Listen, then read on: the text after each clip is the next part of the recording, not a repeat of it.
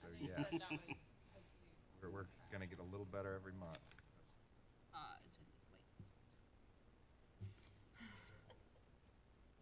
That's the idea. It's summer. It's all good. That's right.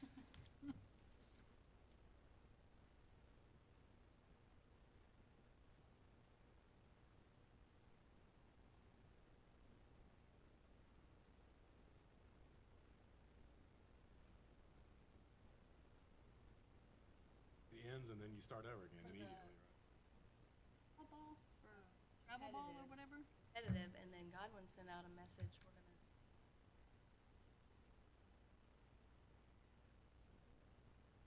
Oh, that came about, or what rule changed, do you have any idea? I kind of wondered too. No, The I don't summer know. though, summer is considered for any sport like the off season, and it doesn't follow the regular rules. That's how girls soccer could start earlier, because as soon as you actually can do a lot of things more over your summer break, and then once school starts back. I know football's regulated in the summer. They've got a Period at some point. Right. But it ended yesterday. Hey, what's today, Monday? It ended today. Today's the day they're handing out football pads and helmets and stuff. And I was back today, but I know through the summer that sports have a little bit more than actual school year. You can have open field anytime you want. Not quote unquote coach direct. Hey, or free play, you can have it. Becker, how are you? Good.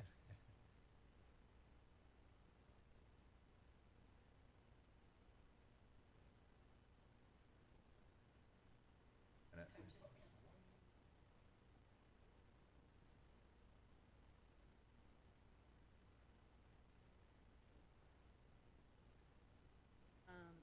they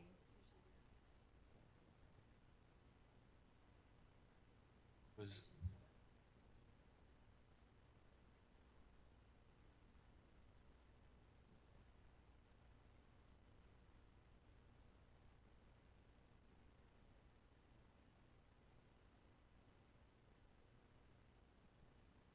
Like every meeting.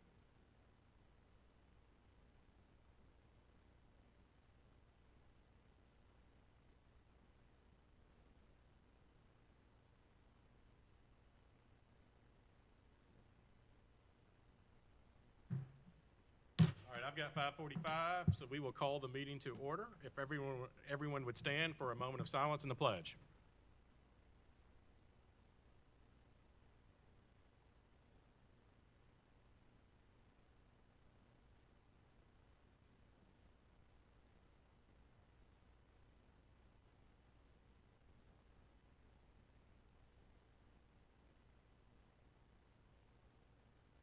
Flag of the United States of America, republic for which it stands, one nation, under God, indivisible, with liberty and justice for all.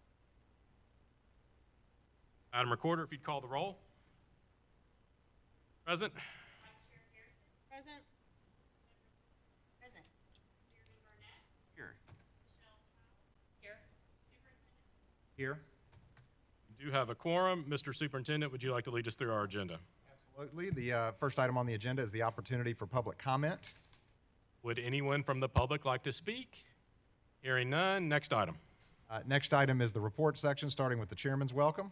I'd like to welcome everyone to our July meeting. It's that time of year where it feels like summer just started yet is about to end. It's this weird time. School may be out, but the school system's busy, and I'm sure Dr. Horrell will update us on what's going on. Having said that, that concludes my report, and we'll move to the next item. Next item is the TLN representative update. General Assembly is not in session, so I do not have an update this month. All right. Item. Next item is the superintendent's report. I have a few things that I'd love to share with the board right now. As the chairman mentioned, it certainly is a much busier time, really in every school system than most people acknowledge. It's busy in the schools and it's busy in the central office as we wrap up one year, prep for the next one, and this year we've got summer learning camps, construction projects, HR, hiring and preparation and lots of things to do. This actually is the last week of summer learning camp, of our 4 weeks of summer learning camp in both schools. I want to compliment Ms. Beauvais and Ms. Lewis, who have done a tremendous job running those camps with the support of their principals, Mr. Adler and Ms. Lockhart. And thanks to all the teachers that signed up to work those summer learning camps. I did want to make an interesting note, and this question has come up, and I think it's worth noting. We certainly did during the rest of the school year. We have had no reported cases of COVID in the summer learning camps. There was a question asked on the superintendent's listserv that goes out to all 146 of the superintendents in Tennessee, and someone asked the question, has anyone been dealing with COVID cases in their summer learning camps? Because this is the first year that the summer learning camps have been required in every school district in the state of Tennessee. The vast majority of the camps started right after school ended. Ours was more pushed towards the second half of the semester, but long story short, we heard from 68 districts that responded to that particular email to give that report. Of those 68 districts, there was one case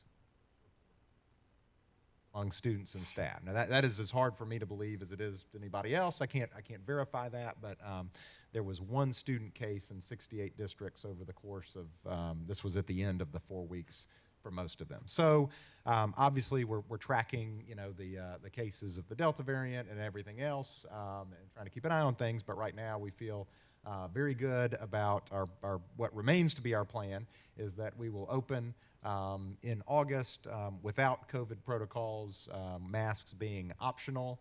The only thing that I think we'll be under is quarantine situations as they come up, but it should be a return to normal to the extent that we can get there this next school year. So that remains the plan at this time. I want to give an update on construction, which is certainly a big part of what we're doing right now.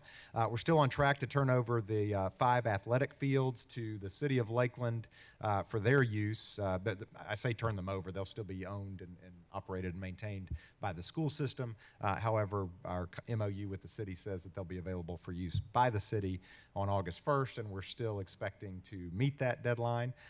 It is likely that some of the field edges outside of the playing areas may not yet be sodded. The only real hiccup we had was getting the light poles in time to get them up kind of in the sequence that we would have liked in terms of the sod. So we had to, typically you'd wait until the poles were in to put the sod down.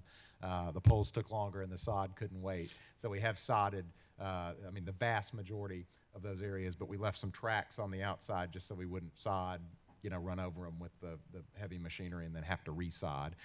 So that's really the only real hiccup. And I will say that after that point, we are going to add some additional fencing and netting that wasn't in the original scope, but that just from my own field kind of observations, I believe will be an asset at the field. So we have fairly recently added that to the scope of the project, but I think it'll really enhance the experience there for the kids. We are nearly exactly 1 year from the turnover date of the high school. So this time next year, we'll be talking about the whole shebang and at what point we're moving in furniture. Hopefully we've begun moving in furniture and everything at this point next year. But in terms of benchmarking, it's hard to believe, but we're 1 year into that 2-year build. Almost exactly. So certainly exciting there. All so far is going as planned there. I want to note we always wish it was sooner. I know there are different parts of that campus that everybody would love it if we could go ahead and take over early, that we're just going to have to wait for until August of 2022. But with the home side bleachers are just about completely in. They have set the press box, which is a very nice kind of 3-room press box at the top. In fact, they set the ticket booth, and it must have been late last week or early today because it wasn't there Friday and it was there today. The ticket booth that's under the stadium seating, so that's exciting to see for sure. All of the furniture that we borrowed for COVID has been returned to our neighboring districts, so we're glad for that return to normal too. Speaking of normal, all the classroom and hallway and common area cleaning and waxing is ongoing right now, so we'll be able to open with that New Year shine that we love to see at the start of school that we didn't really get last year. Everything certainly was probably cleaned more than ever, but we didn't get to strip and wax just because of the time we lost in the buildings last year. Wanted to give an update. The board certainly knows, and I think others do as well, that we had some water damage in the existing concession field at the concession stand at the football field due to some burst pipes that happened during the freeze this past year. All of those repairs have been made and approved. I think we're good to go there, so we should be able to pick up where we left off there. I wanted to give an update on virtual education, and I'll put a feather in Ms. Child's cap, who caught this and forwarded it to me about 10 minutes, I think, after it had been sent out. And I had missed this when it happened, but apparently on July 1st, the State Board of Education made a rule change that says basically virtual education can be offered for students who are quarantined. And something else that we specifically have been asking for is it can be offered to students that are in alternative school situations. So that was not the case before. The only thing that had been approved was virtual education if you had a standalone virtual school or in homebound situations, which was not practical if in a quarantine situation. So they have checked both those boxes, I think, for us, and I think that's the right thing, and we certainly appreciate the State Board of Education being responsive and making those changes. But that'll make things potentially much, much smoother over the course of this next year. Wanted to note that registration is all online this year and has been very smooth so far. One of the things that we did during the pandemic for the first time was a completely online situation where parents were able to pay fees and get school bus information and get information about schedules and handle all traditional registration night things online. So we're going to continue doing that so the parents can still have that convenience, but we also knew that parents wanted that access to the building. Students needed to be able to get into the building, find out where their classrooms were, drop off supplies and those kind of things. So we're kind of doing a hybrid. It's all online if you want it to be, but we're also opening up the buildings at both schools for parents and kids, and I think there's been quite a bit of excitement about that, and I want to thank both principals for making that possible. That's a bit of a new thing at the middle school in particular, but I think it's been very well received, and I think it's, again, the right thing to do there. And at I'll give the opportunity for any questions, and then I want to introduce Mr. Adler, who's going to give us an update on athletics at Lakeland Prep, both middle and looking forward to the high school. So are there any questions before we move on? Any questions? Ms. Harrison? So the virtual education is a good thing. Are there any restrictions that go along with that, or just like you've been exposed to COVID and so we'll follow the quarantine protocols, or are there other certain rules that we follow with it? It did not seem very restrictive at all. It did lay out the sample policy that we got from TSBA, listed the situations, which Ms. Childs is racing me to find that. I think she's probably going to find it first. Was very much in line with kind of what we've done, and I can read for this. We'll bring this in August. Our board meeting is the first day of school, so if we have any quarantines that first day, we'll get it lined up that night, I guess. New policy, make sure. That's right. We'll need to suspend the rules on that. So the eligibility and participation, it has eligibility that the district can use regarding attendance, grades, and a technology survey. Virtual education shall be made available for the purposes of academic remediation, enrichment, or providing students access to a wider range of courses, which actually is even more flexibility. What sounds like that's saying if you've got AP classes or other classes that you wanted to do virtually, you could. Continuity of educational service for students who are homebound, which is great.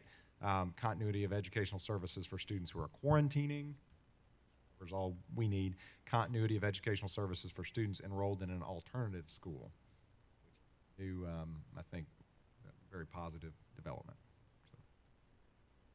Any other questions for the superintendent? Ms. Thomas. That was the legislation saying that if a student was recommended for an alternative school, but you didn't have another building to put the student in, this provides for that situation, correct? Well, yes, it's actually even additional to that, because Okay. we had asked for that flexibility, that if you didn't have a place that was not at that school, particularly in Right. districts our size, that we have some different options. So they said not only do you not have to put them at that school, which is new, but now we have the option of you could educate them virtually. Okay. Yep. Any other questions for the superintendent?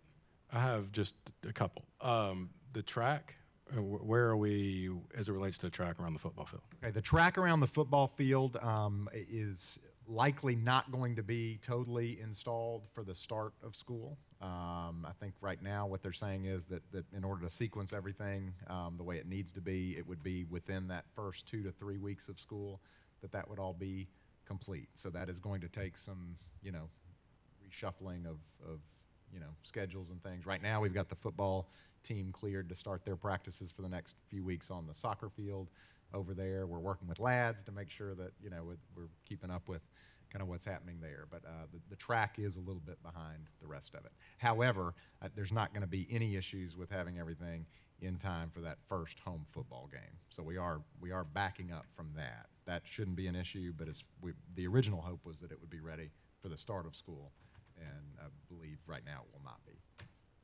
Again, and before we go further, I'd like, if you don't mind, making everyone aware that our attorney is online with us. Is that correct? Yes, Eric Plumley, our attorney, is here, if I can find him.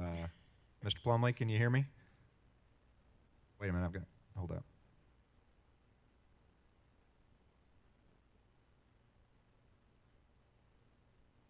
Yep. Hear you, I need to mute tab here. All right, yes, Mr. Plumley is here. Very good. Thank you. I just wanted to make everybody aware that he was present and participating, even though not in person. Thank you. The other, it's not really a question, but more of a statement, but there's no reason to believe, as far as we know, the school construction is on schedule. It's on pace for where it needs to be. It is, despite you just pointing out that the track wasn't going to be ready for the start of school. I think overall, in general, yes, we haven't had any major hiccups at this point. And I will say, I think we're very fortunate in a couple of regards. We're fortunate in multiple regards, but specifically, a lot of the supply chain things that have majorly impacted other construction projects. I've heard stories of contractors that can't get joist to build roofs, and they're having to go back and redesign the roofing structures so that they can stay on track. Just about everything we need is on site as far as the materials. And then also, I know we've said this before, but getting our bids in when we did, rather than even, I think, 6 months later, certainly a year later, has saved the school system a tremendous amount of money, as the construction costs have really skyrocketed, frankly, for lack of a better term. So we've only run into really very few. Those light poles were one of them. They got stuck on a boat out of China and just didn't get here as quickly as we needed them to.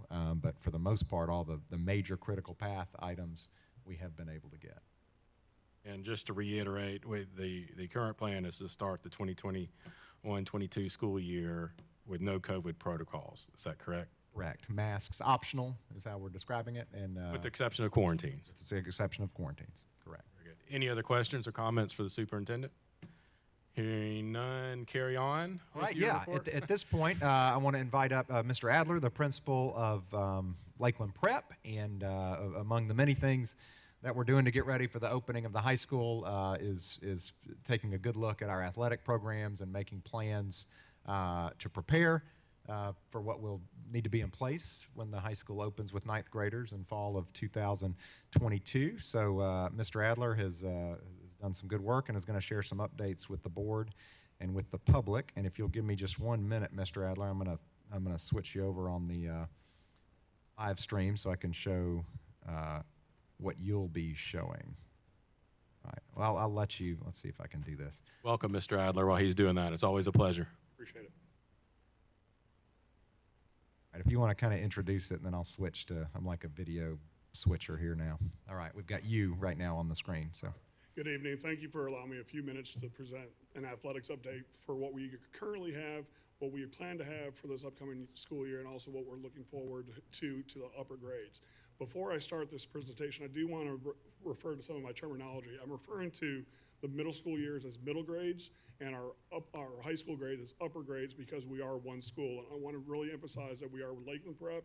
This is for Lakeland Prep, and these are the programs that we offer for that one school, whether they're middle grades or upper grades. Upper grades are 9 through 12, though. I also want to make sure that the public understands, even in a COVID year, we continue to add programs to our school with baseball and softball, which were the most recent.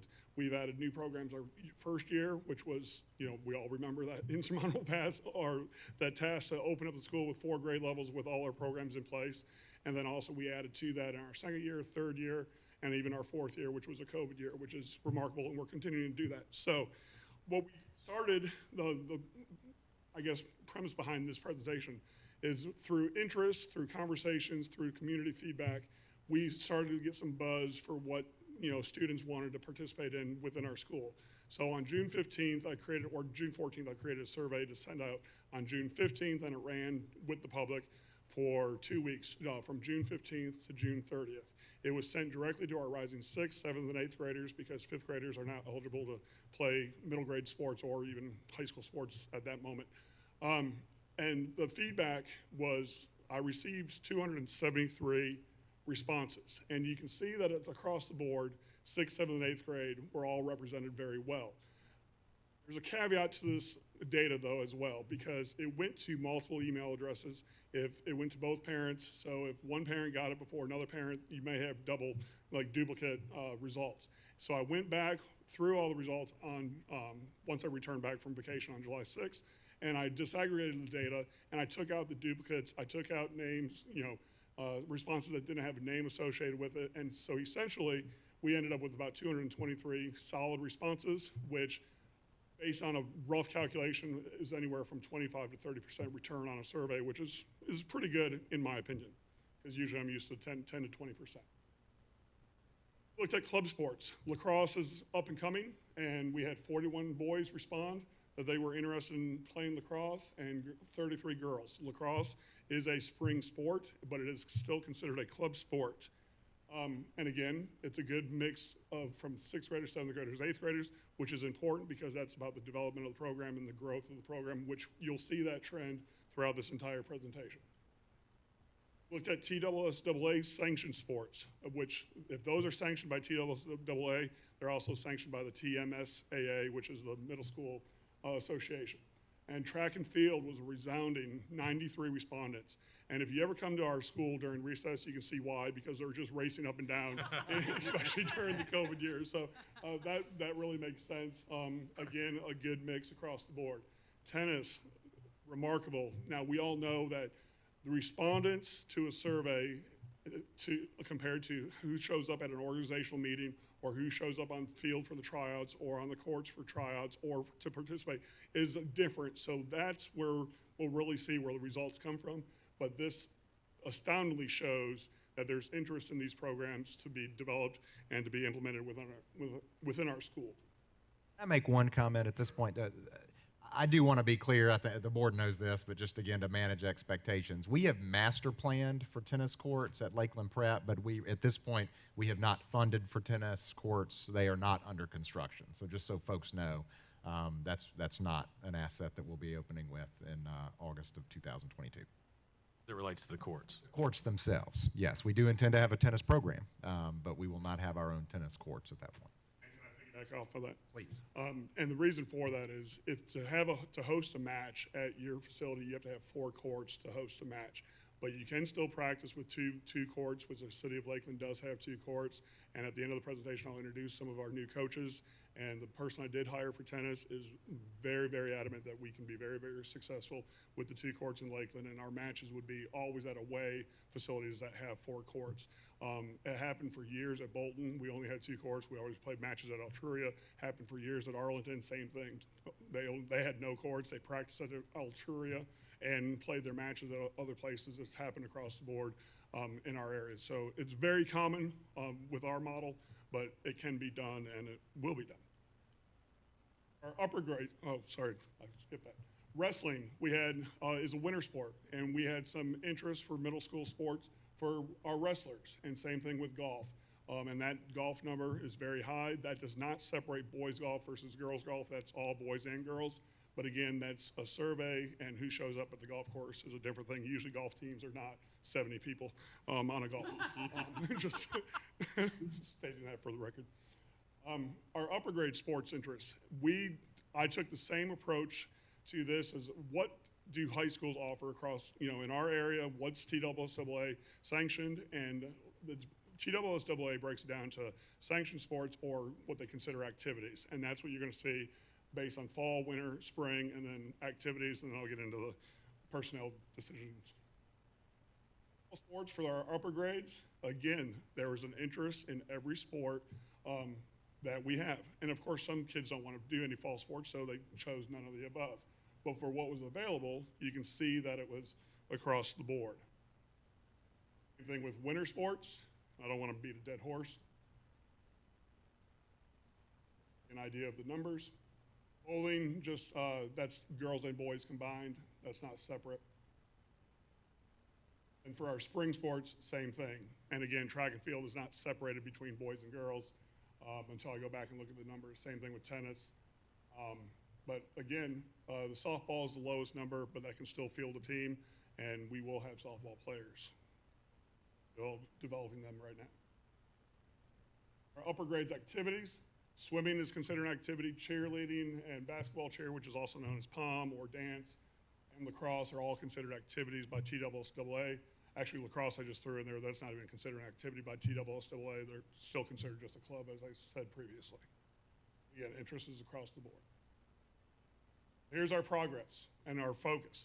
I saw the numbers that came in, and I feel like we can generate some teams. So I went out and I had a conversation with a boys lacrosse coach, and Steven Shipowitz will be our new coach. He is very, very successful at what he does. He has emailed me numerous times throughout the season. He's on point. He's organized. He's in the lacrosse world, and I'm very, very excited about him coming on board. He's actually planning on some fall lacrosse ball just to get some basic skills for these kids that will lead into the boys lacrosse season in the spring. He's also helping me find a girls lacrosse coach, because something I did not know is that boys and girls lacrosse are completely different beasts, so that same person cannot do both, and there are different rules and different sticks and a whole bunch of other things that go along with lacrosse. So he's a non-faculty coach that we've hired this summer. We've also hired a non-faculty boys and girls tennis coach, and he is a United States Professional Tennis Association coach, certified by the USPTA, and his name is David DeGutis. He works with the city of Lakeland already, building our fundamental programs, and he's ready to come on August. Our tennis programs for middle school, they've made a change. It is actually a fall sport now and not a spring sport, because high school tennis is a spring sport, so they tried to balance those seasons, so that's gonna work out well. I'm working with David to set up an organizational meeting in August so we can get some tennis players out, get them to the courts, and get them ready for the season. And I'm doing the same thing with Steve Shipowitz. Our head coach, our girls track and field coach is our faculty member, Amy Gunnell. She has agreed to coach the girls track and field. She tried to get that up and running before we got shut down in 2020. She was getting ready to take some kids out and practice and do the circuit with some of our area systems, and we got shut down. But she's willing to step up and do that, so I'm grateful for her. And our boys basketball program went through a change. One of our new teachers, Tyler Boyd, who's also a faculty member, he's going to be taking the reins for our boys basketball program, and he's already done a tremendous job taking our kids to a tournament or a camp earlier this season, and he's very excited. He's also being an assistant football coach as well.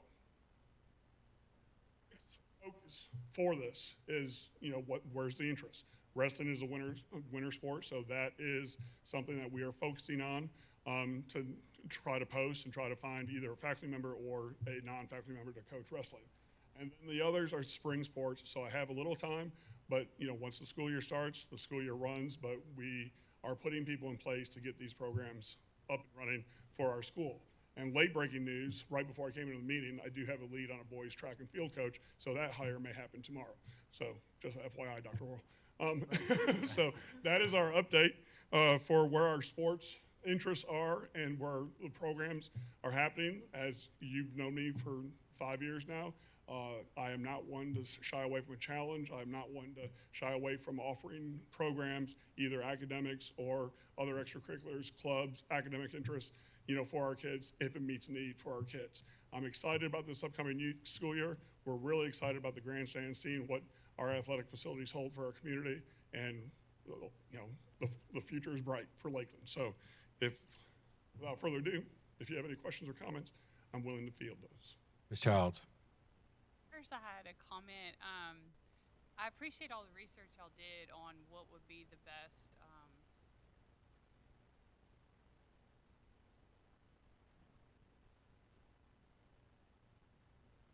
more competitive with schools closer to our size population in prep for the high school, but also just for the current middle school teams. So I'm excited about that as a soccer parent. So I just appreciate all the research done, because it is challenging when you're playing schools that are like twice the population on 6 through 8 grades. Okay, I do have one question. So with golf, are you anticipating them and I don't know anything about golf, but are you anticipating they'll be able to practice at Stonebridge, or what's kind of your thought on that? My anticipation to practice at a local golf course. If it's not Stonebridge, it could be Quail Ridge. I am in conversations with a golf coach, but due to some health reasons, those conversations have kind of died down, because I want the person to focus on his health without going public about the health or who the individual is. But those conversations will resume once we get on some stable ground. But yes, that's what usually happens. It's usually either Stonebridge or Quail Ridge are the usually local ones. Mr. Burnett. First off, thank you for this. This is a challenge you've agreed, and thank you. I have 3 questions, 2 for you, 1 for Dr. Pearl, I think. My 2 to him. That interest survey, do you have any experience with, 79 students or parents said my kid will do this? Any ratios, like half of those numbers actually show up and want to play, or is it just scratch your head and you think that many will show up? No, in all honesty, most often all those people do not show up. Usually they're just clicking and, ooh, that looks good, that looks fun. I did have some responses that it said choose 1, and they chose multiple in the same season, which they're not going to be able to do all that. I did not break all that down, but the true test will be when we set up an organizational meeting for kids for an interest meeting to show up, how many of those kids show up, and then once they get the details about the program, how many show up to actually participate, either through the tryout or through the individual sport. I knew my wife beat me, so I intentionally didn't fill it out. My wife didn't even fill it out. My second one is lacrosse. One, because I've seen it played at UT and Neyland Stadium as a club sport. Is that one where you played on football, or do any of the 5 courts that we have, where would we play? Either? Okay. I will say that part of when we were designing the athletic complex, we specifically made sure that 2 of the fields had the width that would be the minimum width for either. And we're not really looking at rugby right now, but either for rugby or lacrosse, if that's the direction we went. So. Also, I'm glad you mentioned that point about the survey results. We also have to realize that there's some parents out there that did not fill out the survey. And there's going to be kids in the building that show up at the meeting that we were not anticipating. And there's going to be kids that said they were coming to the meeting so it's going to ebb and flow, and it all kind of comes out in the wash.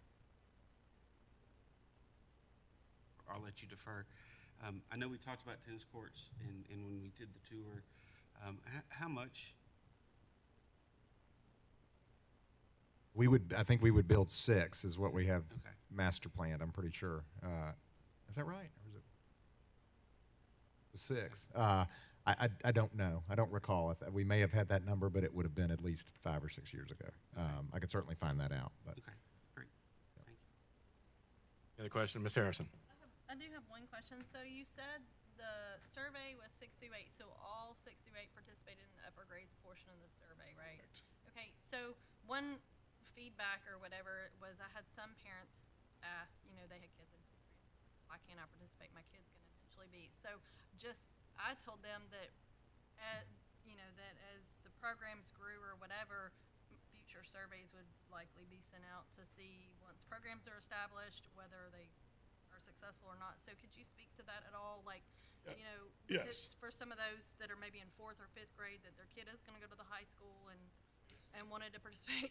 Absolutely. The middle grade sports that we're planning to have a full schedule of what is offered is what middle school has for competition. So there's not going to be any extra additional offerings for that until they create those, if they get created over time.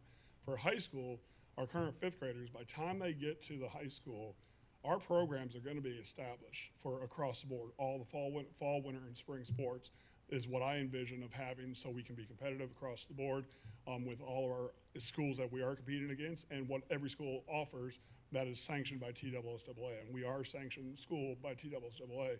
So having new offerings would not be there, but they would be able to slide into participating with what we currently have, or what we will have. Ms. Thomas. So you said that the wrestling coach was one of your priorities right now. I know we have the wrestling area in the high school. So would they just,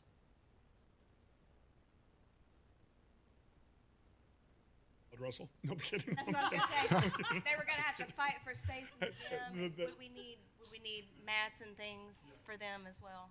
Scheduling logistically, though, that will be another puzzle piece of scheduling who uses the gym when. You know, wrestling will take a matter of rolling out a mat, rolling it back up, being ready for the cheer practice later in that day, or basketball practice during the fall. So logistically, we would have to figure that out, but do it. we figured out other stuff too. That's right, that's So, right. Any other questions for Mr. Adler? Dr. Horrell, I'm going to kind of piggyback on Ms. Thomas's comment. I think one of the, I won't say best kept secrets, but one of the secrets as it relates to the high schools, we haven't really talked about wrestling facilities very much. Can you kind of comment on that? Yes, one of the things that we did add to the master plan for the high school was they call them, it's called a 2-mat room, basically, where it's got 2 of the large mats, which means you can have multiple, maybe 6 or 8 individual wrestling circles within it. So it would be a room that is, where typically the mats would stay rolled out, dedicated to the wrestling team. We do have coaches' offices for the wrestling team. We have a wrestling locker room with lockers and showers and restrooms and all the things that they would have. So we will open with a dedicated wrestling space, which is kind of it's a almost newish concept, I guess, in this part of the country. Lots of really successful programs have existed for a long time without them, and they do kind of what Mr. Adler describes. They wrestlers, that's part of how they train, I guess. They pull the mats out and roll them out and tape them up, and then when they're done, they roll them back up. So it is something that it's probably, I think there's a lot of things probably that people don't realize are going to be in this school, but that is one that I'm really excited to be able to offer right off the bat. And I would comment, the coaches that have been hired are all middle school coaches, correct? May or may not have anything to do with the high that school. is correct. Ms. Childs. Also say I commend the creativity, because never in my life have I seen baseball and softball practice on a football field, but I saw it last school year during COVID, so I'm over there watching a soccer game and just at all with them on a turf football field, like trying to run some bases. And, so I feel like if you can do that, I'm sure you can find space in the wrestling. But, again, it's one more challenge that you're trying to do ahead of time so that you'll have these things ready for high school. And I know our, current middle schoolers will very much appreciate there being like all these stepping stones to have these programs when they get to high school, because it's certainly a challenge to just start a high school from scratch. So. It is. Any other comments or questions for Mr. Adler? I do have one. So I know on some teams for TSSAA, you can have your 8th graders play on the high school teams. Is that a future discussion on when the high school opens up, what the plan? I know because it'll affect our middle school teams too. So is that a future discussion? It is a future discussion. I don't want to speak of that now because I don't have the facts or the details that revolve around that or relate to that. So can I table that for a future discussion? That would be. Certainly can. And it probably depends on the year too, and the people, Yeah. and there's But lots of it depends factors. on the interest, I'm sure, and so may ebb and flow your decision regarding that for each year. Any other comments or questions for Mr. Adler? I do want to, as a tag on to Mr. Adler's great presentation, and thank you for putting that together and offering to bring that to the board and the hard work you've done, certainly from my perspective as well. I get to see it firsthand. One thing I want to announce tonight, and something we've kind of been talking about that we thought would be helpful, is the creation of what I'd like to call let me make sure I say it right, what I decided to call it, the Superintendent's Athletics Advisory Council. And what I'm kind of envisioning based on some conversations with community members and some of you guys on the board as well, and Mr. Adler, is basically just pulling together some parent representatives from each of the sports that we have, and as we add these new sports, make sure that we've got places at the table for new parents and for the coaches to give input, really for two reasons, both so we can offer information about what's happening behind the scenes of the athletic programs, because I think we can agree things like this are helpful for people to know and find out, and also to get that critical feedback from parents about what other parents are saying, or what questions do they have about the facilities, or things that we need to be thinking ahead on. Obviously, a lot of our parents have a lot of experience with some of these different sports. Sometimes it's not their first child to go through the sport. Maybe it's their second, third, fourth, or fifth, and they have some really valuable input that they can give us. So that would be, it's not a board function so much. It's an administrative function, but something I definitely wanted to share to the board. And as we move towards the start of this next school year and start talking to booster clubs and school support organizations, we're going to be reaching out and looking for representatives to kind of give us feedback, and then also get information and take it back to their group. So I think that's something that'll hopefully give people the latest information, maybe give them some peace of mind. I think we acknowledge it's kind of hard to think ahead, really, both academically and athletically, about opening the high school and what that looks like. But a lot of interest in athletics in this community, and we just want to make sure we're giving people the information they need, and also getting that feedback from them. Ms. Harrison. So one thing that I think the school system does a great job of supporting our school support organizations, and I think we do a great job of making sure we stay on top both at the school level and at the district level. I would love to see the advisory council to be able to take some of those best practices and discuss it among all those parents, because generally those tend to be the active ones in those school support organizations or boosters. So certainly would love y'all to put that on the agenda, because I think we do a great job, but there's always, well, you knew about this and it might help me, and some of these organizations might be starting out, like we might not have a wrestling booster right now and things like that. So some of those best practices would be great to share, especially like football, who's up and going and really successful in their booster, to help other ones start out as they open up. I think that's a great idea. And for folks who don't know, we do have an annual kind of kickoff meeting for the SSOs, and we go over those requirements. But it's certainly, as Ms. Harrison knows from her experience on various school support organizations, it's not a one-time conversation. It goes on throughout the year. So I think that's a great suggestion. Any other comments or questions? Hearing none. Mr. Adler, thank you as always. Job well done. Thank you, sir. Absolutely. Thank you. All right. Let me make sure we're up where we need to be here.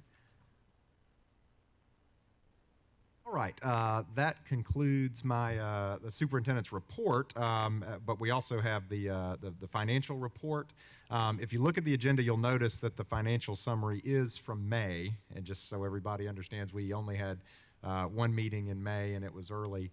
No, I'm sorry, that's from what we don't. I'm sorry. What we don't have is the June financial summary, because that's the end of the year financial summary. So we are on a delay on this one. So this is the May report that was not available in June. So that is before you. There's no anomalies to report. I know Ms. Rosales is working extremely hard still to make sure everything's wrapped up for the end of the year. And then once she gets all that final tabulating and calculating done, we can start to give y'all what the end of year report looked like. It just has a few extra steps in there. But certainly if there are any questions about May, I can try to answer. About May, Yeah, I have go a ahead. question. So I know we haven't had a conversation about the lunchroom cafeteria balance, and so do you know if that program is continuing again this school year, or has there been any word on that? It is. We're very pleased to report that the free lunch program has been extended for the entirety of this next school year. And this is, I'll just share this. I was talking to Ms. McLean Hurd, the cafeteria manager at the elementary school today, and I was just asking her how the summer program, lunch feeding, had gone and was going, and she said, well, there aren't as many kids eating lunch as I'd like there to be, but I'm so excited about the free lunch program because there's just going to be a lot more kids eating lunch. And that's not what you'd expect somebody to say, I think. You might just kind of tend to think, it's kind of nice. I don't have to feed as many people. But she was like, I want more people eating lunch. I'm really excited to be feeding more people over this next school year. So it was just the kind of folks we've got. But that program will continue, and I think that's terrific. Any other questions on the financial report? Hearing none. Next item. All right, next item is the approval of the agenda. Would anybody like to make any additions to the agenda? Hearing none, is there a motion to approve the agenda? We have a motion. Is there a second? All in favor of approving the agenda, say aye. Aye. Any opposed? Agenda's approved. Next item. Next item is the first discussion item, always the one awkward for me to read. Discussion action on the contract extension for Superintendent Dr. W. Edward Horrell III. Is there a motion to get this item on the floor? I'll move. We have a motion. Is there a second? We have a motion and a second. If there's no objection, I would like to kind of introduce and speak to this item. First of all, it's probably not titled correctly. We're not by law allowed to extend a superintendent's contract by 4 years. We enter into a new contract. So really, this is a new contract under the same terms for a 4-year term starting 3 years ago, essentially. Does that make sense, everybody? Secondly, the motion is essentially state law only allows a superintendent to have a contract for a term of 4 years. This motion would extend, no terms would change other than the length of his term, which would be extended for a 4 years to additional year. Now, we do this typically every year about this time. There are rules and regulations as to when this can be done as it relates to elections. However, fortunately or unfortunately, there are no elections this year, so we're well within our rights to do this. Having said that, any discussion on this item? That increase is included because it was in his last contract. That is correct. The only terms that are changing are the end date of the contract, and then the salary would be included. So the last one had without the 2%, so this one at the starting at that 2%. It has my current salary, Correct. yes. Okay, so that's the only terms that would be modified, basically, based on the new contract. Essentially, the only thing that's changing is the termination date. Any other comments or discussion on this item? Hearing none. All in favor of approving I felt like I had to make them sweat there a little bit. all in favor of approving the contract, say aye. Aye. Any opposed? Motion passes. Dr. Horrell, always congratulations, and we're glad to have you. Thank you. I'm always grateful for the opportunity to continue to serve this great district and this great board, so thank you. I'm excited. All right, next item is the consent agenda. We had no items on the consent agenda because we had no work session. So we will move on to the discussion items. The first discussion item is the approval of the minutes from the business meeting of June 7th, 2021. Is there a motion to get this item on the floor? We have a motion. Is there a second? Second. We have a motion and a second. Any discussion on this item? Hearing none. All in favor, say aye. Aye. Any opposed? Motion is approved. Next item. Next item is discussion action on Resolution 2021-0701, a resolution adopting Shelby County Hazard Mitigation Plan. The Shelby County Hazards Mitigation Plan document is attached. Is there a motion to get this item on the floor? I'll move. We have a motion. Is there a second? We have a motion and a second. Dr. Horrell, would you like to speak to this item? And this is, I guess, a bit of a formality. I did work with Shane Horn with the City of Lakeland and with the Shelby County Emergency Management Team to update the hazards mitigation plan. There are some areas of that plan that have to do with schools, and so I offered the input from our own emergency response plan that were appropriate, and that is now requires the approval of both boards, the Board of Education as well as the City of Lakeland. Any discussion on this item? Ms. Thomas? I was interested in the risk assessment section just because of having come through COVID. And there's a section on communicable diseases in there. But unless something's wrong with my copy, it skips straight from, it does earthquake. There's no section on communicable diseases and no Shelby County Federal Disaster Declarations. It goes straight to mitigation strategy. Unless, like I said, unless something's wrong with the way mine loaded, but you have that in there, especially since we just came through something that applied to that section.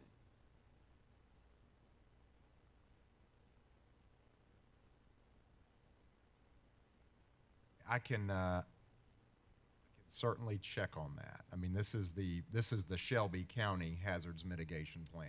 So, Right. I mean, this would be, if we were to recommend changes, I think, my understanding is that we would be recommending changes to the Shelby County Mitigation Plan, not just Lakeland's Well, individual. I just think. couldn't, I couldn't see it. I was just interested to see how it informed kind of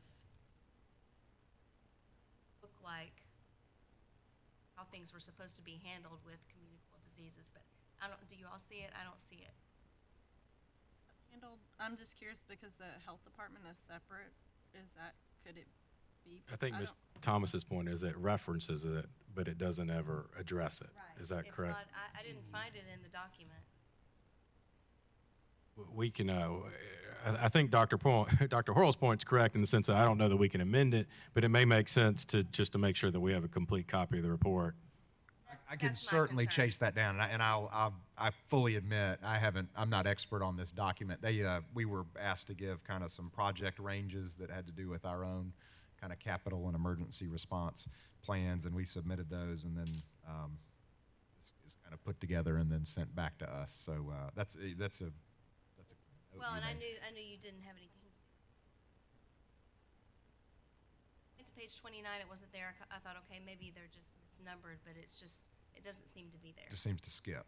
Let me find out. I can- Are we on any sort of timeline on this? It seems like maybe we are. Let me double check that here.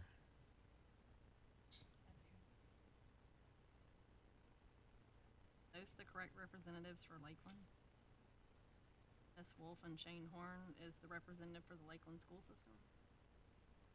Who were the representatives for, City. I think, the creation of the plan. So I worked with Dennis Wolf. He's the one that kind of reached out to me and said, here are the parts I need your input on. So I think they were the official representatives to I of just the noted plan. some of the other school systems had people from their schools, so I just didn't know if that was, need one more committee for you to be on.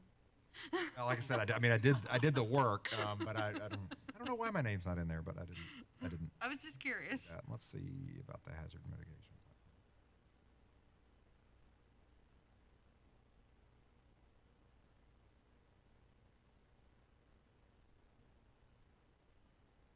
Sure that the footer is correct.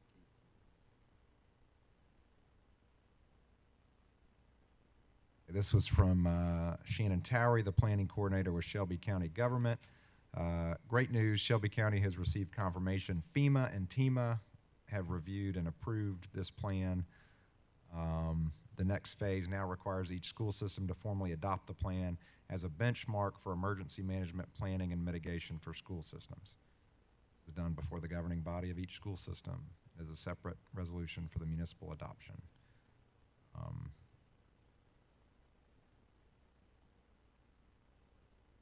Doesn't seem to have a deadline, so if there is we could try to get some answers on this, and if we need to call a special call meeting, I suppose we could. Again, and I'm not, if it's been It's- approved by FEMA and TEMA, Why don't we do this? Why don't we prove it in its form and with the commitment from Dr. Horrell, if you'll get back to us. There's not anything we can do about it I regardless. sense that it's an uploading problem or something like that. Right. I don't think that it's missing. I just, sure. because it's very applicable for.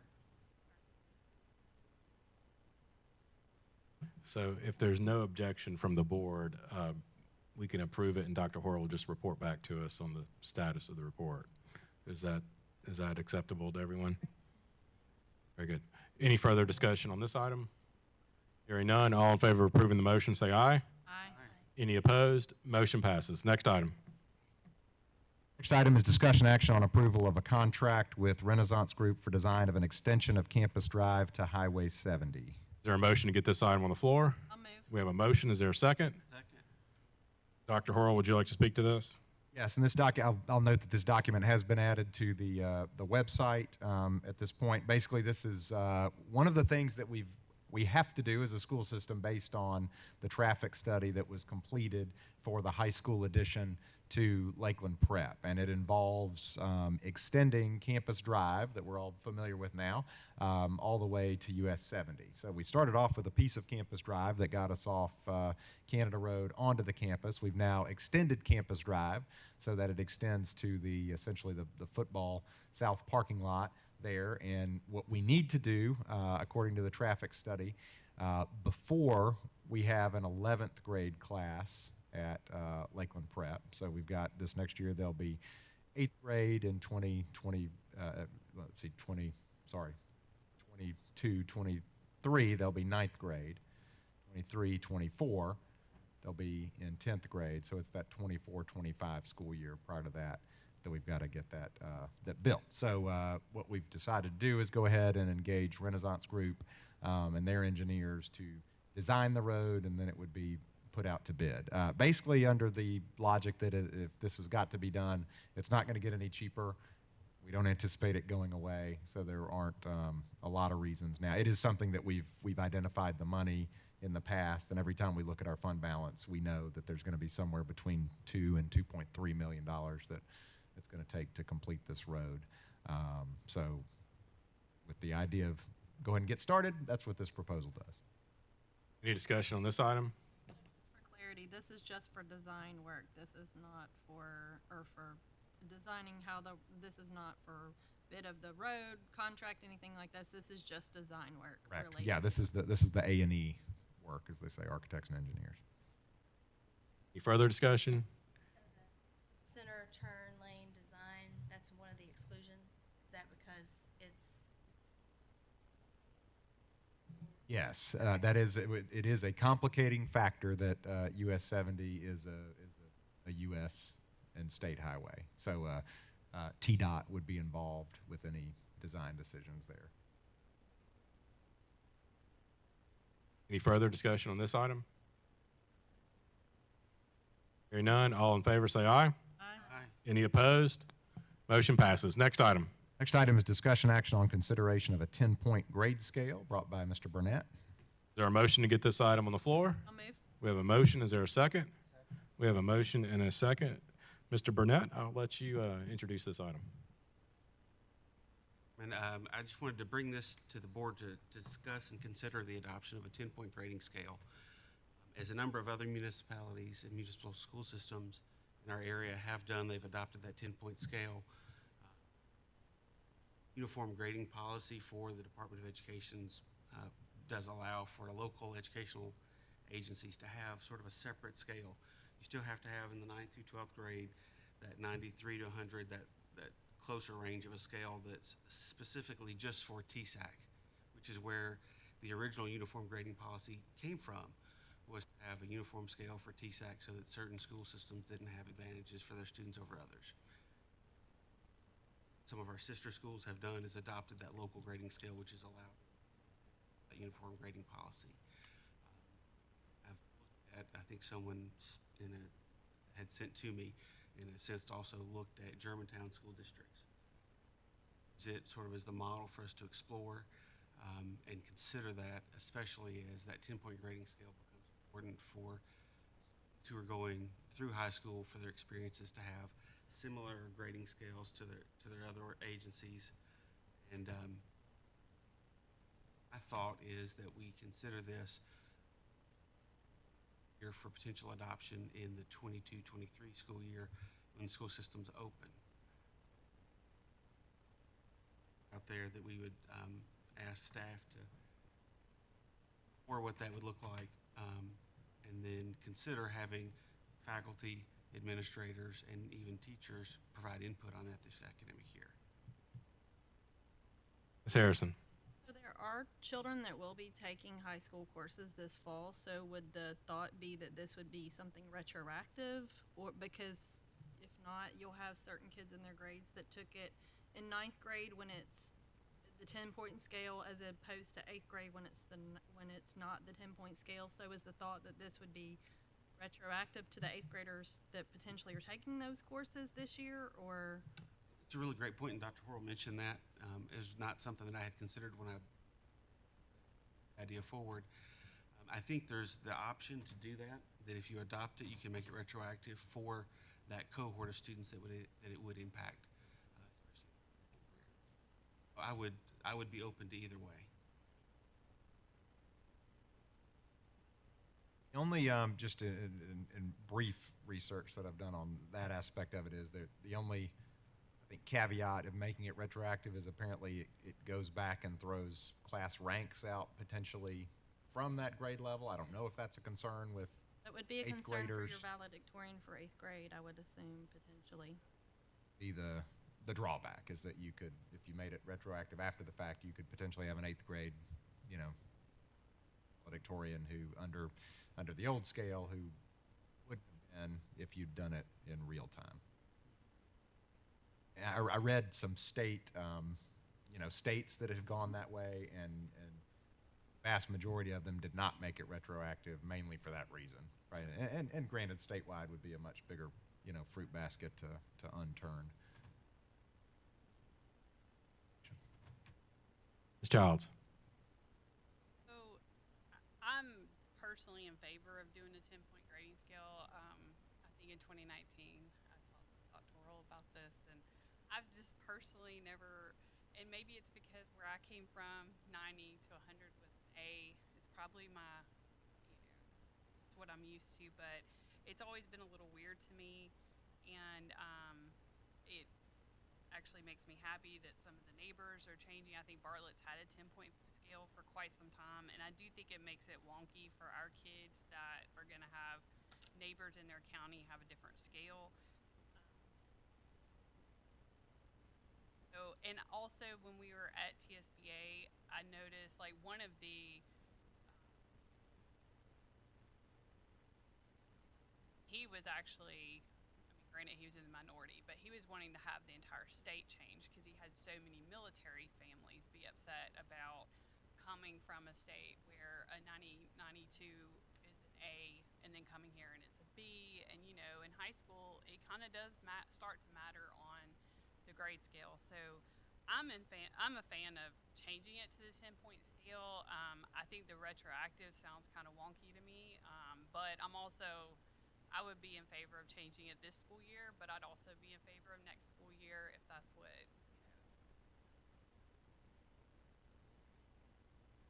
Burnett. And I'd add, the timing to me is mostly that I didn't want to feel like we just jumped into it because our neighbors did. But as Dr. Horrell and I have talked, I've been in higher education for 20 years, and faculty will make an A and A. Whatever that 90 or 92 is, it's still going to be an A. Other conversations about the linkage between the grade and learning that occurred, but that's a whole separate conversation. Piece for me is that GPA also plays into account for our students once they graduate.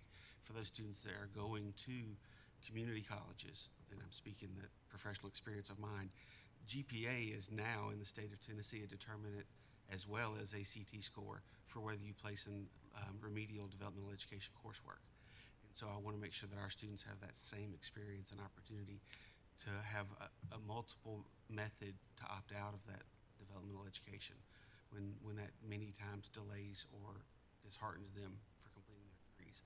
I like the idea, unless there's concern from Dr. Horrell or we have at least one principal here tonight, that faculty would have concerns about making that change. I would say we could move this to an item potentially for next month. Policy 4.6 make it effective this year. Ms. Thomas and then Ms. Harrison. Fine. Ms. Thomas. So, I was interested in how I've had the perspective of a teacher giving grades and as a student receiving grades, but never looking at applications that come across your desk. And so I was curious. I sent some emails to some admissions offices because I was curious, what do you see more often? How do you evaluate this child against this child, not knowing what the course offerings were, what if they were weighted or unweighted, and all that stuff plays in. So I sent 7 emails to 7 different schools, some private, some public.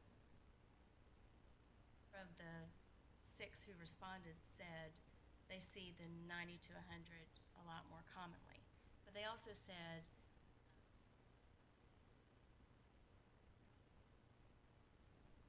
courses you took in high school, they just take your core, your 4 math, your 4 science, or your 3 science, and they come up with something to try to put the kids on a level playing field, and then some of them give you extra points if you took the AP or the IB or the dual credit. I wanted to know, I wanted to better about the fact that they're not all viewed the same, and they're not. And so whichever way we decide to go, have the ways to evaluate the applications. Said, well, sometimes we can such high school this year and last year, and that's more of an even comparison because the course offerings and the selections were similar. But I also asked about weighted versus unweighted. Results were both. Said equal, but one said they actually preferred weighted because with weighted you could tell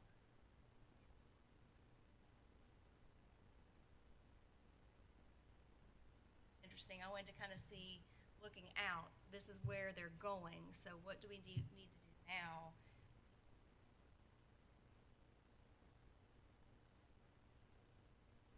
And having done that research, what is your conclusion?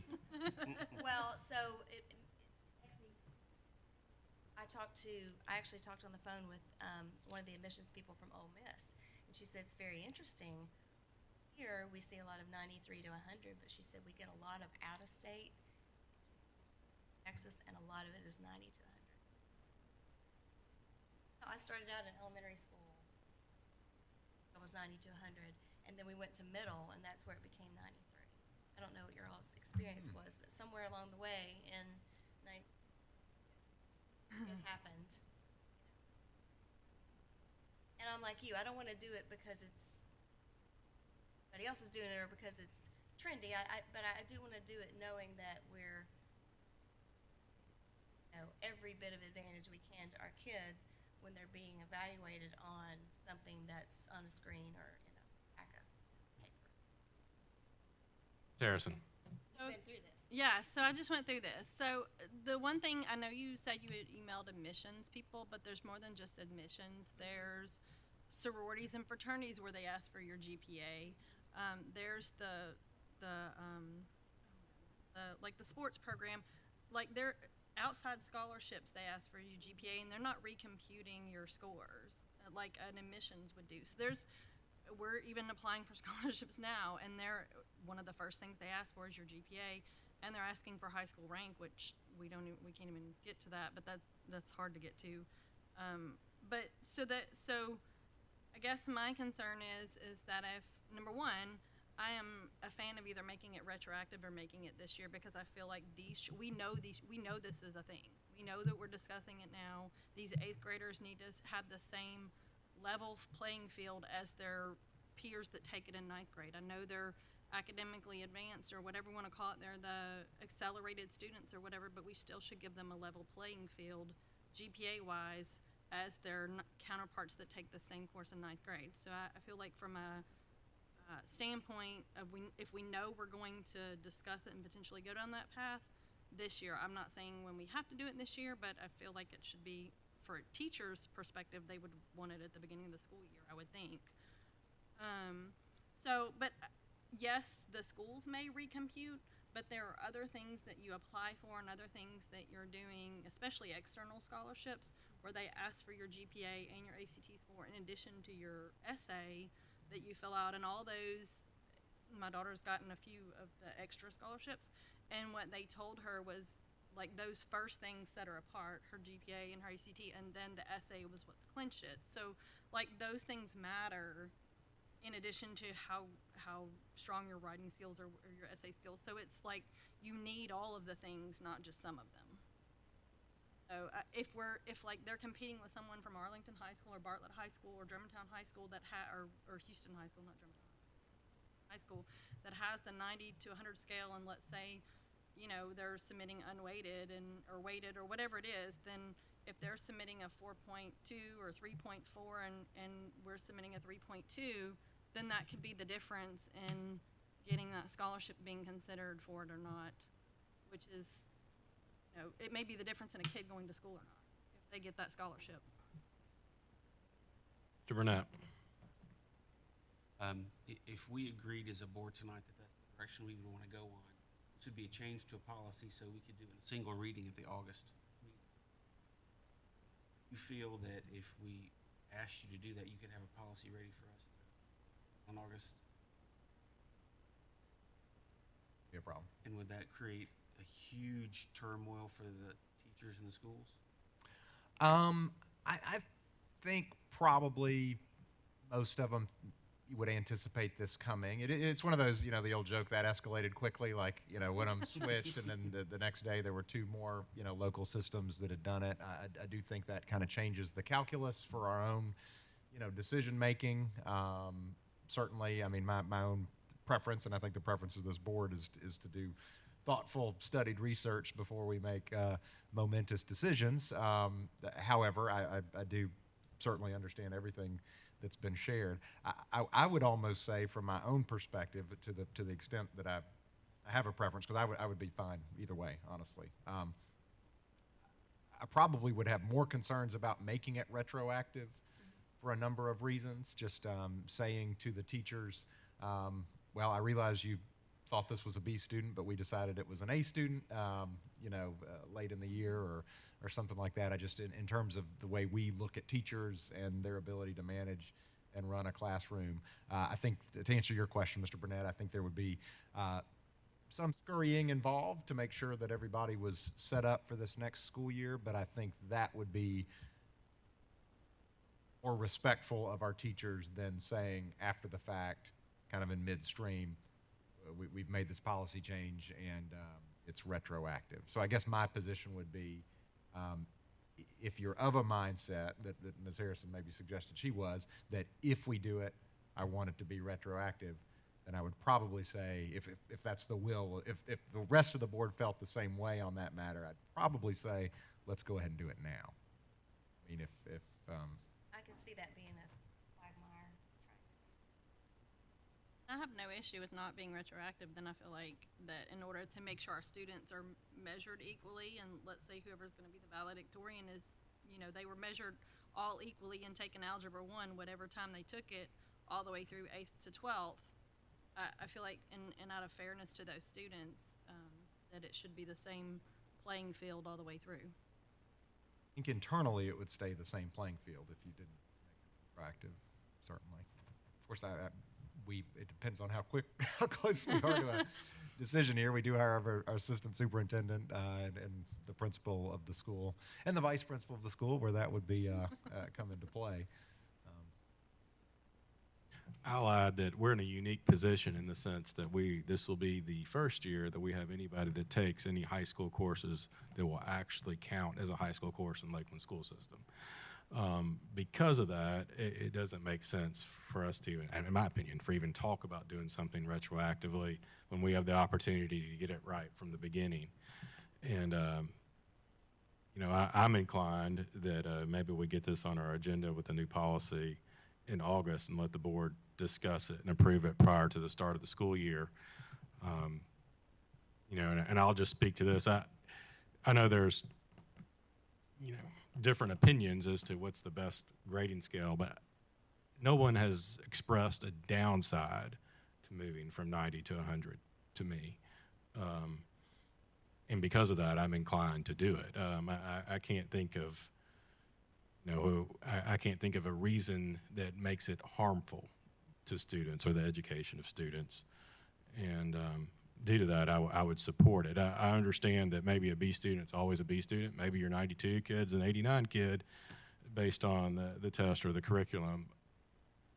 That doesn't change the fact that they're a B student. It's all the same as my point is I don't see a downside. And there may very well be an upside as it relates to comparing different transcripts of children. Ms. Childs. Get to us next month. Could you also talk with your leadership staff and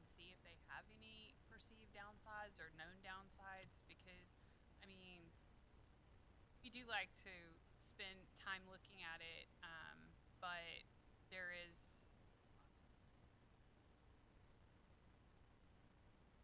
mentioned. I've always thought that the 10-point, for the reasons described by those in favor, I've always wanted that, and so. But I know as a board, this is kind of a new thing, but we do have to take into account our neighbors. But if there are anything, we would want to hear if there's anything. Absolutely.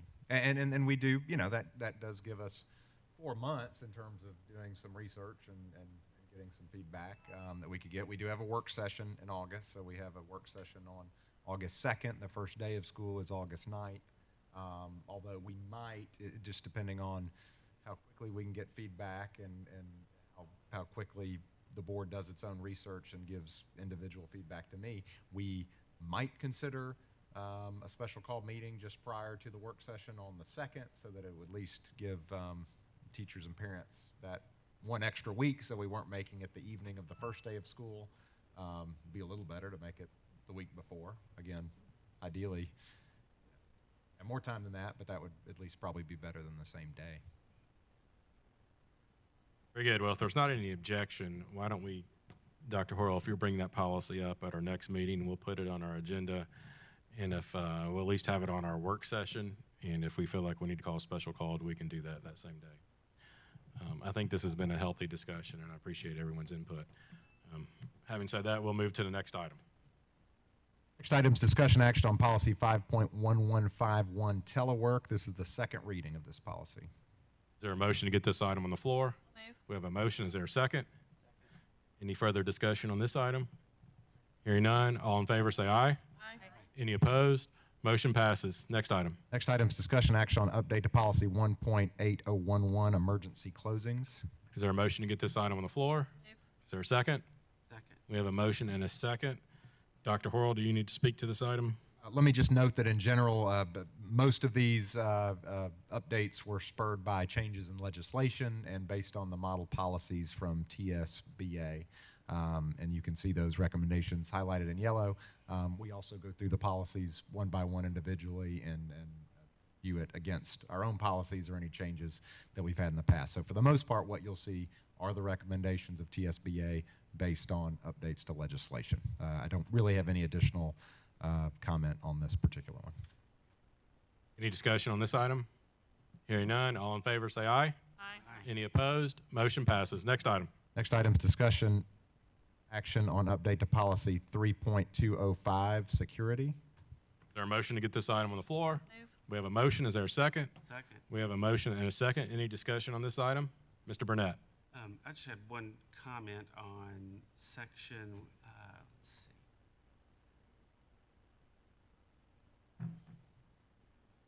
Item number 3 at the beginning, controlling the issuance of keys. World, moving from keys to access cards, access codes. So would it be better to say, instead of keys, to say controlling the issuance of keys or access control systems? That's very appropriate. Mr. Burnett, would you like to propose an amendment? I move to amend to adding to item 3, controlling the issuance of keys, and then add to that access control systems. Is there a second to that amendment? Second. We have a motion and a second. We are discussing the amendment, not the policy as a whole. Any discussion on the amendment? Hearing none, all in favor of approving the amendment, say aye. Aye. Aye. Any opposed? The amendment is approved. We're back on the main motion. Any further discussion on the main motion? Hearing none, all in favor say aye. Aye. Any opposed? Motion's approved. Next item. Next item's discussion action on update to policy 3.211, new project planning. Is there a motion to get this item on the floor? Move. We have a motion. Is there a second? Second. We have a motion and a second. Any discussion on this item? Hearing none, all in favor say aye. Aye. Any opposed? Motion passes. Next item. Next item's discussion action on update to policy 4.301, interscholastic activities. Is there a motion to get this item on the floor? We have a motion. Is there a second? Second. We have a motion and a second. Any discussion on this item? Hearing none, all in favor say aye.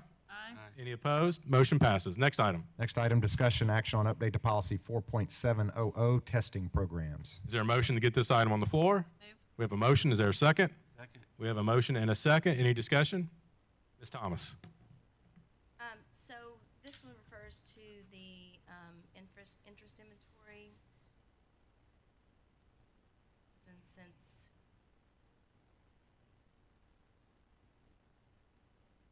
with those seventh graders who are rising eighth graders, and then are we doing some other career type interest inventories with this year's eighth graders? I believe the answer is yes. I think that did happen this past year. Yes, it did. Okay. Mr. Burnett. My concern is with the wording on the policy. Upon receiving the results from these assessments, the school shall provide students with information on any available career and technical education opportunities in which the students participate in. I'd hate for a student to do a career inventory, having experience with those, piping come up. Student felt that day, and then all of a sudden they get gridlocked into, or not gridlocked, but locked into thinking, oh, I'm just destined to be a welder, which, by the way, is an incredibly rewarding career pay-wise. They make more than I do. But the idea that they make the information available as opposed to having something that says there's career counseling and briefing from those, I'd rather make sure that we're covering that. I don't know that this language speaks to that. But, I would want to check this language against the you think this was TCA.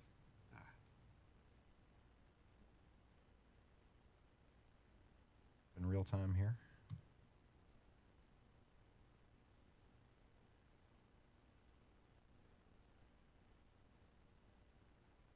I guess the question is, the way it's worded, you can read it two ways. It says any available, so maybe it could be like you may be presented with the results. It says you want to be a welder, pipe fitter, or whatever, but here's all these other opportunities too you could do. I guess it could be, you could read it that it could be broader if you wanted to read it that way. Yeah, I'm looking at it too. Yeah. So, I mean, maybe you could, I'm just saying, like, any maybe could mean all. Maybe we can interpret to mean all. And I think it's the idea that the implementation of a practice like that is how the debrief of that career and just survey occurs really is impactful on a student, especially a younger student at seventh grade in particular. Also knowing the quality of services that we deliver, less of a concern from you. The school system delivers. Okay with it as is. Any further discussion on this item? Yes, sir. Go ahead, Mr. Plumley. The policy is the revision has the last N before the period should come out. There are two ends in which the student is eligible to participate in. Oh, okay. I think we can handle that as an administrative. Thank you, Mr. Plumley. Good job, Mr. Plumley. Yeah. He's not sleeping on the other end of that line either. He's looking at these. All right, very good. Any further discussion on this item? Hearing none, all in favor, say aye. Aye. Right? Any opposed? Motion passes. Next item. Next item is discussion action on update to policy 5.106, application and employment. Is there a motion to get this item on the floor? I'll move.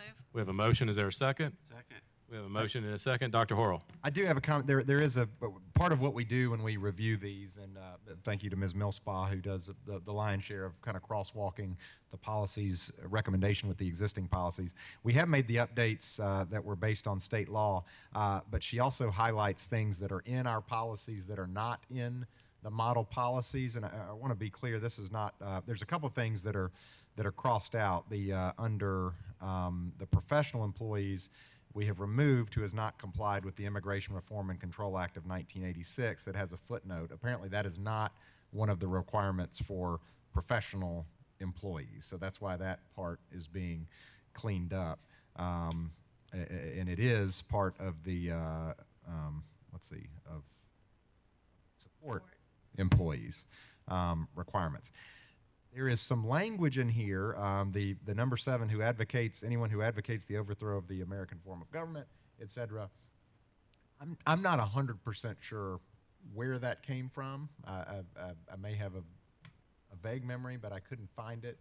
It is not, and I'm really, I guess, agnostic as to whether or not it stays there or not. Certainly, that's not the kind of person we want employed, but it's not one of the listings that is required.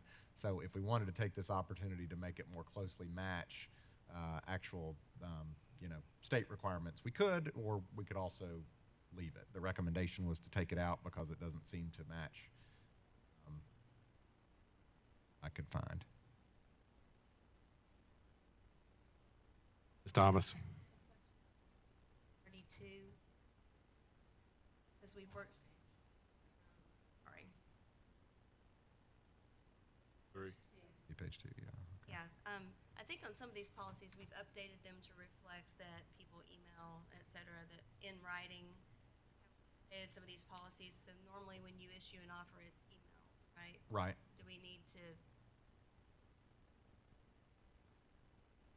pick there with email, or is in writing okay? I think my understanding is in writing qualifies. Okay. As Ms. Thomas is correct, in one of the others where we talk about termination, you added the language via email, one Yeah. of the qualifiers. Yeah. In writing is, It's still in writing, That's it's just not on paper, so, Right. okay. Dr. Roll, I guess you and I talked about this one this afternoon. Was this just an error, or was it intentional that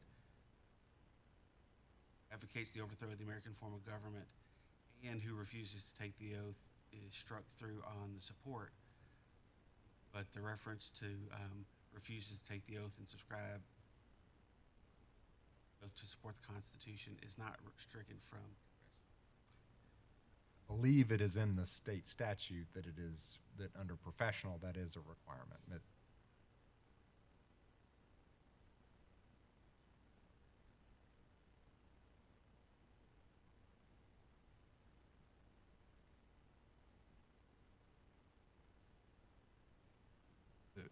There are different standards for hiring teachers than hiring non-teachers. Just to be clear, the recommendations from TSBA, is that correct?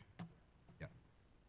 So, I'm just gonna ask this, it's kind of, why would we have a different standard? I'm just asking as a school system or board, why would we recommend a different standard for these employees versus these employees, with the exception of like a licensure or things like this, that seem to be important enough for them to be in state law for a support employee, or important enough for them to be in state law for a teacher?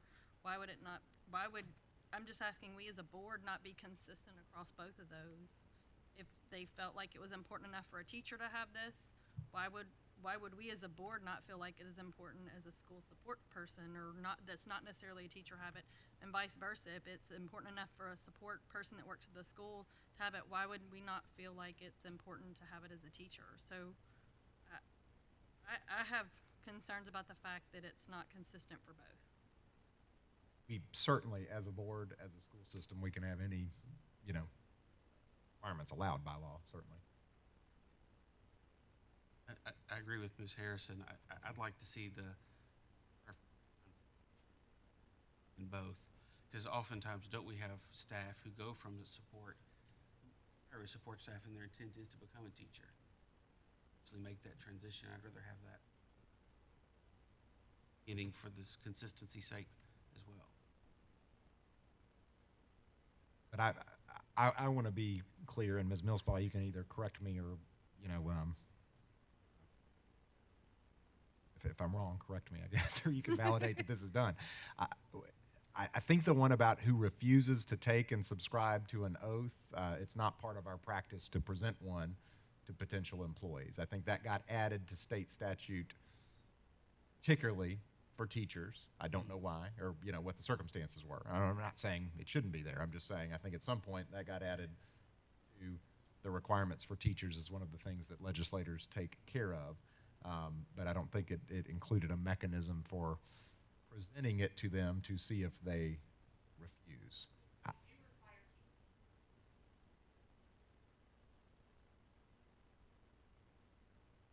Okay, This well, is our current that- policy, but we aren't requiring sports staff, so we haven't been complying with our own policy.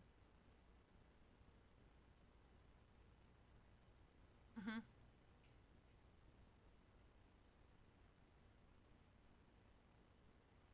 And is the teacher's oath to support the Constitution of the state of Tennessee and the United States? Okay, all right.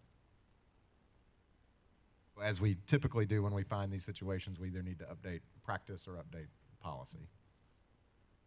I personally am in favor of it being the same for both. If it's required in the teacher, it should be required in the support employees. If it's required in the support employees, it should be required in the teachers, in my opinion. But that's just. And I have no objection to that. I want to be clear. I'm just, No, I'm we were just expressing presenting- to the board Yeah, so yeah. that I'm clear on how I feel about it. Yeah. I don't know what the best way to proceed. I don't.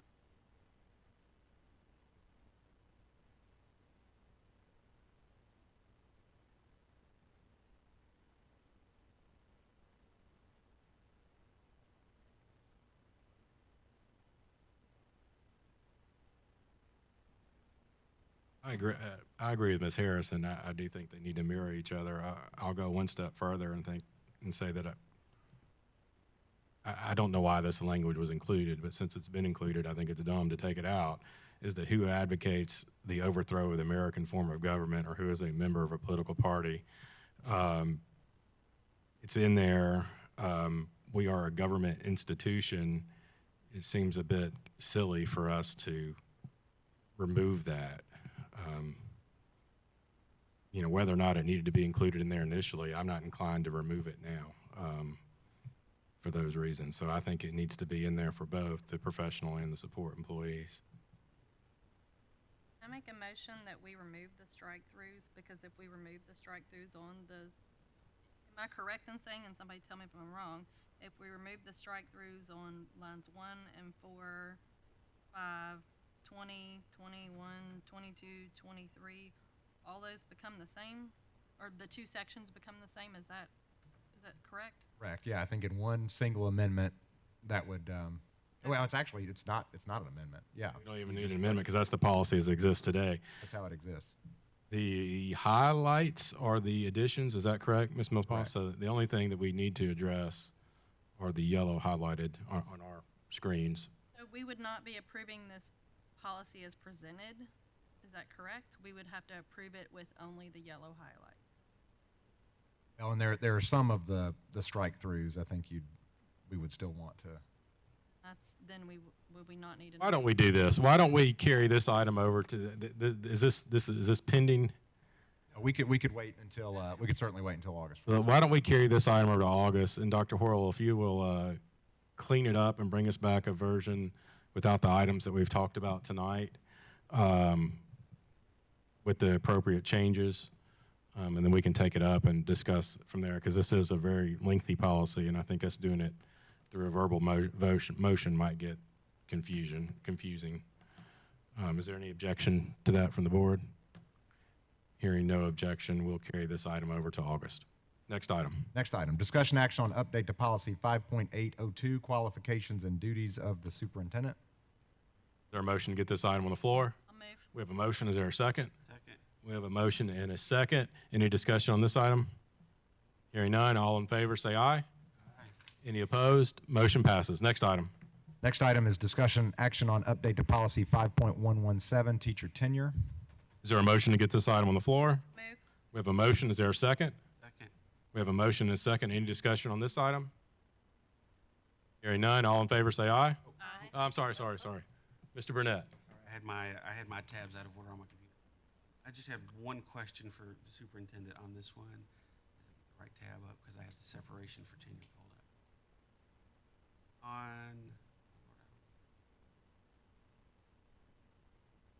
This specifically is granted by.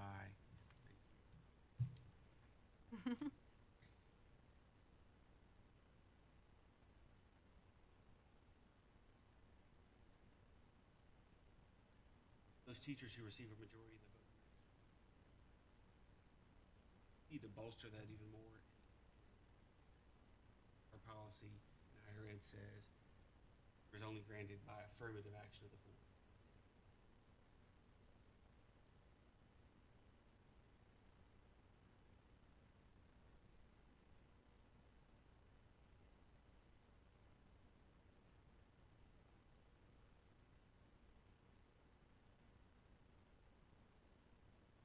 election of the board. They're those teachers who receive the majority. Or, in your opinion, Dr. Plumley, Mr. Plumley?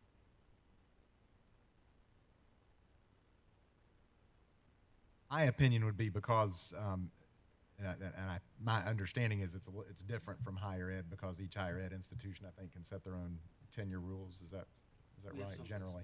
flexibility. We have very little flexibility because it's a state of Tennessee, State Board of Education, governed kind of procedure. So I think a majority vote of the board is clear. And what we do now is we bring the list of names to the board, and the board vote, majority vote, then, those individuals receive tenure. So I feel like it's clear, but I'm not sure what you said. If you feel like it's clear, I'm good. I just Okay. wanted to ask the All right. question. No, thank you for asking. Any further discussion on this item? Hearing none, all in favor of approving the motion, say aye. Aye. Motion passes. Next item. Next item's discussion action on update to policy 5.200, separation practices for tenured teachers. Is there a motion to get this item on the floor? Move. We have a motion. Is there a second? We have a motion and a second. Ms. Harrison, did you have a question? No, I was just trying to make sure I was clicking on the right policy. I was asking which one it was. Okay. Very good. Any discussion on this item? Hearing none, all in favor say aye. Aye. Any opposed? Motion passes. Next item. Next item's discussion action on update to policy 5.201, separation practices for non-tenured teachers. Is there a motion to get this item on the floor? I'll move. We have a motion. Is there a second? We have a motion and a second. Any discussion? Hearing none, all in favor say aye. Aye. Any opposed? Motion passes. Next item. Next item is discussion action on update to policy 6.202, homeschools. Is there a motion to get this item on the floor? I'll move. We have a motion. Is there a second? We have a motion and a second. Any discussion? Hearing none, all in favor say aye. Aye. Aye. Any opposed? Motion passes. Next item. Next item is discussion action on update to policy 6.319, alternative education. Is there a motion to get this item on the floor? I'll move. We have a motion. Is there a second? Second. We have a motion and a second. Any discussion? Ms. Childs.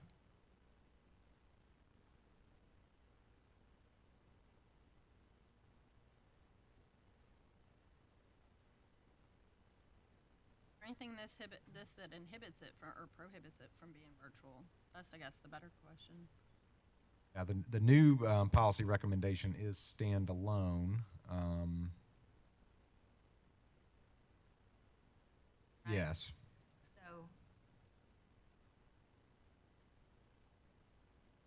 So, I think that the other one would be a clarifying policy, and I don't think this one keeps the other one from. Any further discussion on this item? Hearing none. All in favor say aye. Aye. Any opposed? Motion passes. Next item. Next item is discussion action on update to policy 6.402, physical examinations and immunizations. Is there a motion to get this item on the floor? Move. We have a motion. Is there a second? Second. We have a motion and a second. Any discussion on this item? Ms. Thomas. the language on, under immunizations,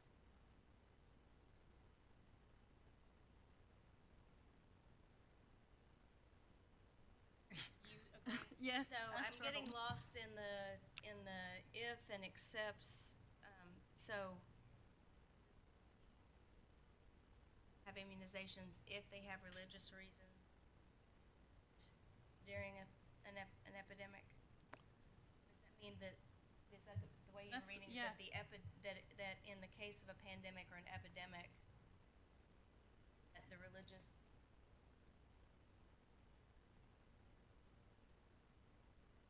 Yes, Is that the way it that's what reads? it's saying. So Okay. typically, parents can file with school authorities a written statement that says, I'm not getting kind of the standard immunizations Right. because of religious exceptions.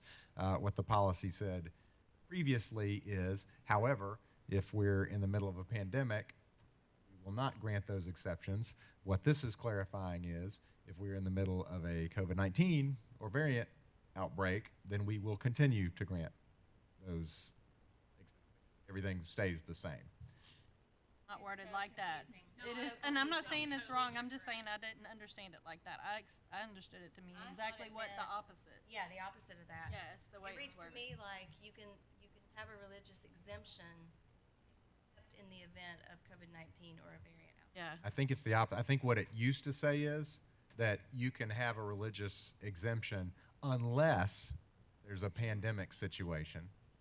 And now it's saying that COVID is an exception to the pandemic situation. They're saying COVID is status quo, basically. You get Okay.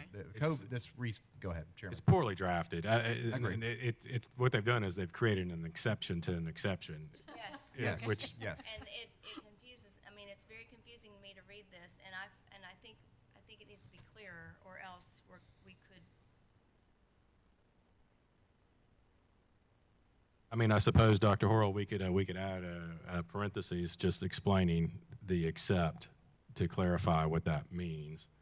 You know, we could say something to the extent of where it says, comma, except in the event of COVID-19 or any variant outbreak, and then do opening parentheses, meaning, and then put some language, close parentheses, meaning that the parent or the child does not have to take or participate. Maybe just a separate sentence that falls under.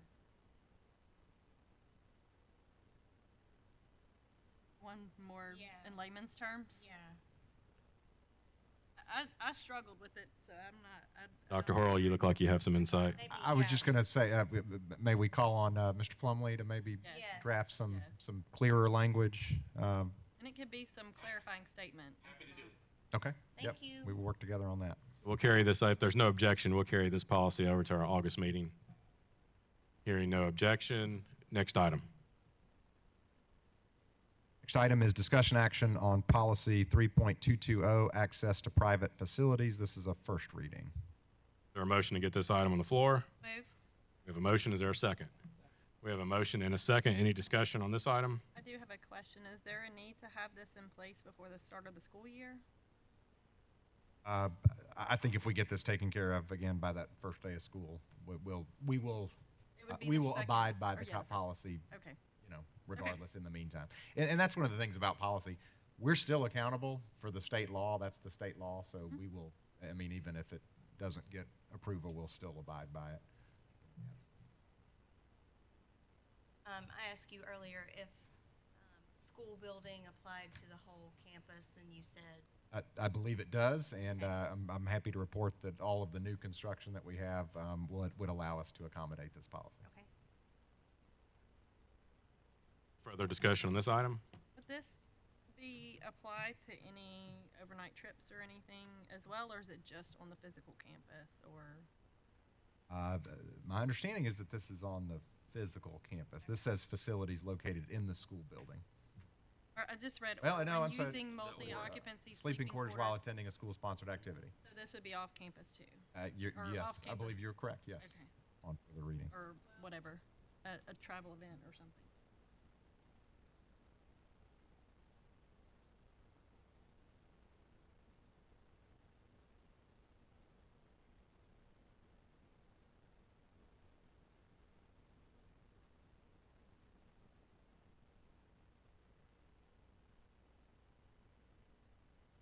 Bathrooms might not be an off-campus thing, but the sleeping arrangements may be an off-campus designation. Makes sense. Makes That's sense. certainly something we can control. We And can it says control. or, it says Okay. or when using. Okay. Any further discussion on this item? Hearing none, all in favor say aye. Aye. Any opposed? Motion passes. Next item. Next item is discussion action on policy 4.101, instructional standards. Is there a motion to get this item on the floor? Move. We have a motion. Is there a second? We have a motion and a second. Any discussion on this item? Is this a new policy? Yes.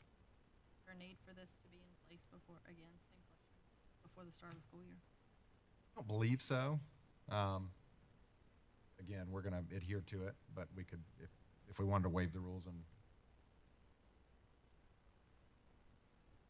First of all, we don't break rules. We suspend rules, Dr. Horrell. waive. Oh, waive. I'm sorry. I thought you waive. said break.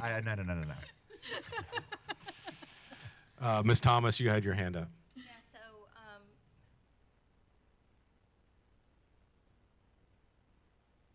but to say that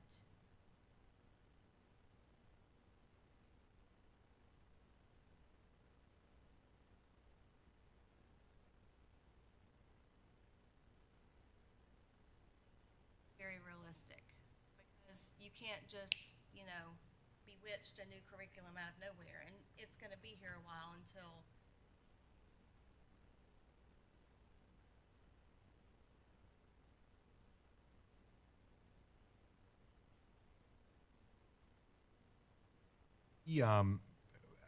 we reviewed once this was being proposed, I sent an email to the instructional facilitators and the principals to review our materials and see if there were any. I believe there was one workbook out of this Okay. that was labeled as such. For the most part, it was not a big. See, I'm very impressed because I didn't think you'd have time to go through and look at all the different things Well, that and everybody uses, but Don't be that impressed, I because was you impressed. may find one at home. I don't know. We did the best we could, but that was the overall reaction. Was that We're back to the question of whether or not we need to suspend the rules and for this policy tonight. Is there any pressing issue, or we'd have to call a special, which we could. we might have a special call about something else, right? a work session the week before school starts? Yeah, we might, it sounds like. Yeah. We could put it on We could, there. yeah. Just second reading then. Very good. Well, we will leave it as is. Any further discussion on this item? Hearing none, all in favor say aye. Aye. Aye. Any opposed? Motion passes, and that is the first reading. Next item. All right, next item, as we move from policies into the equally exciting world of budget amendments, we move to discussion action on FY 21-22 budget amendment. Is there a motion to get this item on the floor? I'll move. We have a motion. Is there a second? We have a motion and a second. Dr. Horrell. It looks really wide-ranging. It has exclusively everything to do with our summer learning camps and kind of the final budget amendments for those. Any discussion on this item? Ms. Harrison. So in essence, this is truing up monies, I guess, from the summer learning camps. Is that what this is related to? Yes, one of the things that was in our situation in particular, because our summer learning camps spanned budget years, truing up is a good term to use. So we had to, in fact, we had some pay periods that were taken partially out of one budget year and partially out of the other. So that's the majority of what this is. I'm That's sorry, at the top. Ms. Millspaw. Oh, thank you. Thank you for pointing that out. The ELC grant that we received, and this is I appreciate you pointing that out because that is a big grant. The ELC grant is a testing grant that the school system applied for, and basically the requirement was that the school system offer COVID testing availability. It's not, just so everybody's clear, it's not a required testing program. No one is required to get a COVID test, but it allows us to make COVID testing available on campus, and for doing that, money is made available to us to the tune of about $500,000 to help pay for health-related costs, nurses' salaries and.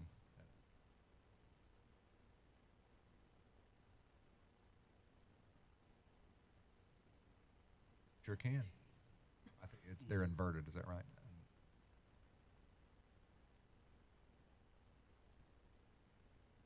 Any further discussion on this item? Hearing none, all in favor say aye. Aye. Any opposed? Budget amendments are approved. Next item. Next item is discussion action on the 21-22 stipend list. Is there a motion to get this item on the floor? I'll move. We have a motion. Is there a second? Second. We have a motion and a second. Dr. Horrell, would you like to speak to this? Essentially, what we wanted to do was update our athletic stipend list to include all of the high school coaching stipends in anticipation of obviously adding the high school grades. Mr. Floyd's question earlier, though, we have not hired any high school coaches at this point, but we want to be ahead of the curve as we begin to look ahead to adding the ninth grade. Any discussion on this item? So this is different than it's been presented in the past. Could you touch on that some? In the past, it's been a certain. Yes, it has. In the past, it's been a straight amount, and what is presented here, as you can see, is a percentage based on the starting teacher salary scale. So this accounts for both the years of experience as the coach, for the coach. As you can see, we got years 0 to 4, years 5 to 9, and years 10 plus. And just so everybody understands, that is total coaching experience, not just coaching experience with us. So we wanted to create something that was more flexible in terms of giving folks credit for their experience doing what we're asking them to do whether that's in a faculty or a non-faculty situation. It is also much more competitive than the previous, basically, approach to coaches' stipends. Is this kind of I think I've heard this in previous school systems, that some others have gone to a percentage basis instead of a set stipend. Does that tend to be more of a trend now? It has, and in fact, again, Ms. Millspaw kind of led and worked with Mr. Adler, who had quite a bit of input, led kind of a comprehensive study of school systems throughout the state, and pulled down, and then some even from out of state, and pulled down different models for coaching compensation, so that we could see what do other systems, both our size and otherwise, do. And we actually, this one's kind of a culmination of what we thought were the best of the ones that we saw. And then the school support organization secretary, that's at the district level, right? That would be both for middle, high, and elementary, or is that? Well, yes, correct. Elementary. Yes, okay. both of them go through right now the same person. All of them, rather.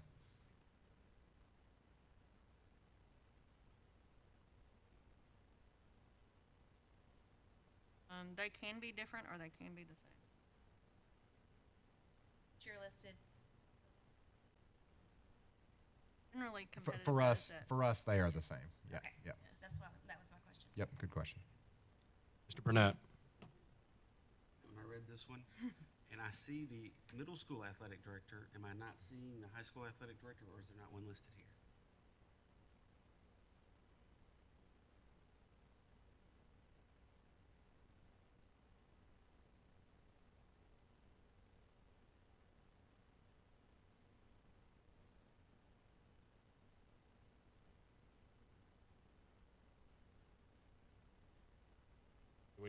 Do we need to make an amendment? We have that on our internal document. Yeah, we will make that correction. Thank you for pointing that out. That is a tier A, is what Ms. Paul was pointing out. So high school athletic director, just to clarify for everyone, will be listed as a. Now let's double check that if we're not sure. Okay.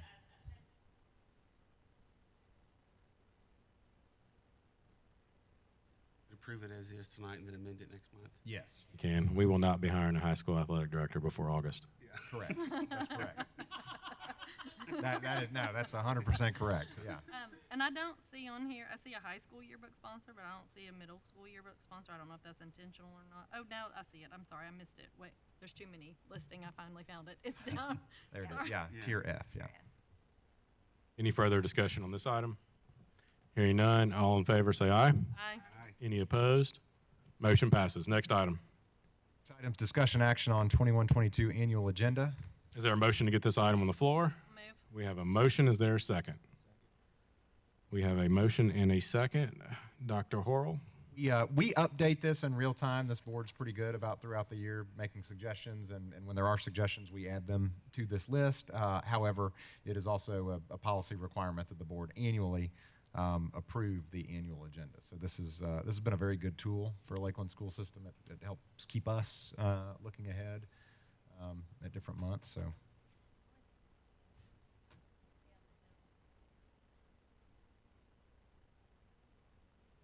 Institute or something like Got a new name. Yes. November. Let's call it. Which is what we did last year. So it's in November, and then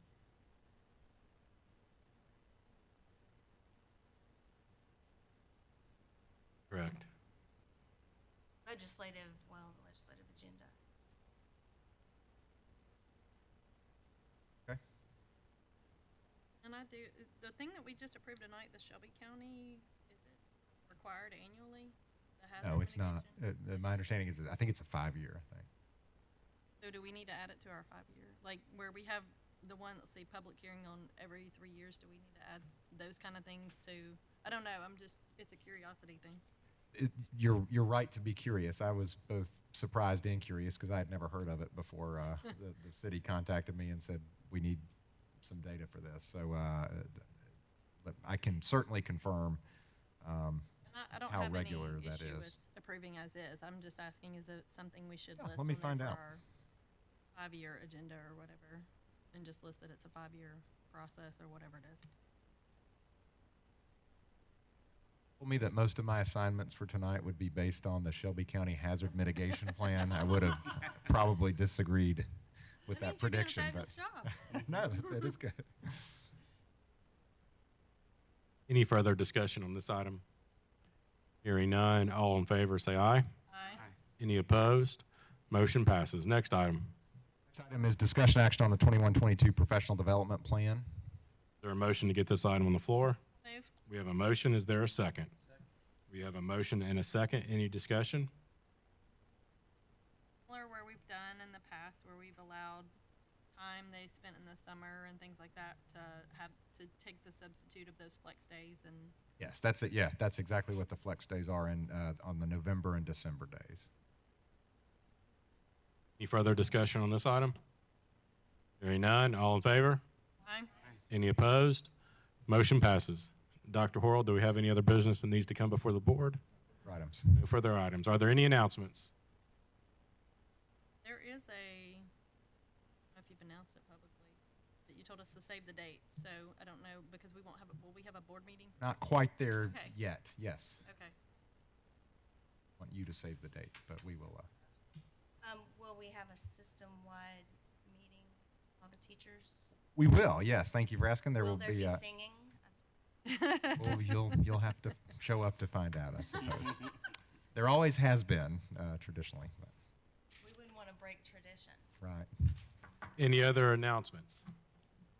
Hearing none, is there a motion to adjourn? Move. We have a motion. Is there a second? Second. We have a motion and a second. All in favor? Aye. Any opposed? We are adjourned. Right. Let me shut down the stream here. Thank you, Ms. Plummer. Bye, thank you.